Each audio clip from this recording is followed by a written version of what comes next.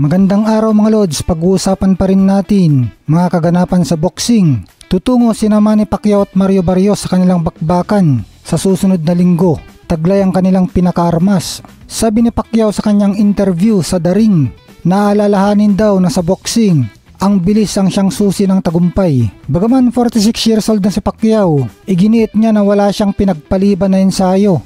Nakita din naman ito ng kanyang mga trainers at mga fans na nakapanood ng kanyang mga ensayo sa Los Angeles nitong mga nakarang linggo.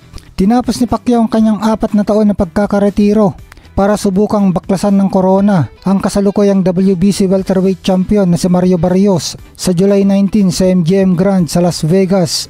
Ito naman ay sa July 20 dito sa atin sa Pilipinas. Dahil mas matanda si Pacquiao ng 16 years at 4 na taon din na bakante at mas maliit, ay underdog siya kontra Barrios na edad 30 years old at 6-footer.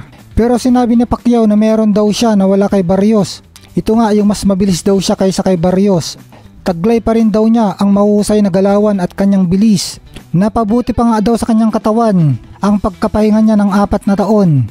Dagdag pa ni Manny Pacquiao, nataglay pa rin daw niya ang alab ng puso at apoy sa kanyang mata. Nakakayanan daw niya ang mga dati niyang ensayo na mga todo ensayo at ito daw ang patunay na nandun pa rin ang kanyang pagmamahal sa boxing.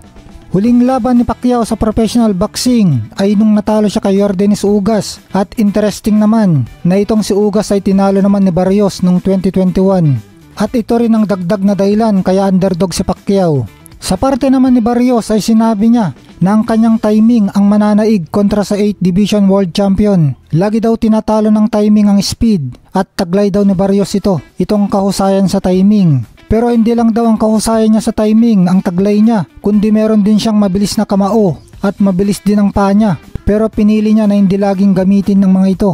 Inaasahan naman ni Barrios na magiging bakbakan at giyera ang labanan nila ni Pacquiao dahil sa laban daw nila ay mamatay o pumatay daw ang magaganap. Tutungo daw siya sa laban na ang kanyang intensyon ay knockout si Pacquiao. Sinasabi naman ng mga karamihan na ang pagpayag ng Mexican-American na si Barrios na lumaban kay Pacquiao ay inilagay niya ang kanyang sarili sa sitwasyon na puro talo. Dahil kapag tinalo niya si Pacquiao ay sasabihin na may edad na kasi ang Pinoy legend. Pero kung maka-upset naman si Pacquiao ay ibabash naman itong si Mario Barrios na tinalo siya ng isang matandang boksingero. Pero hindi daw iniintindi ni Barrios ang mga ito dahil ang mahalaga daw sa kanya ay uuwi siya na dala ang kanyang corona sa susunod na linggo. Kaya handa na daw siya na kutyain ng mga fans kapag pinaretiro na niya ng tuluyan si Manny Pacquiao.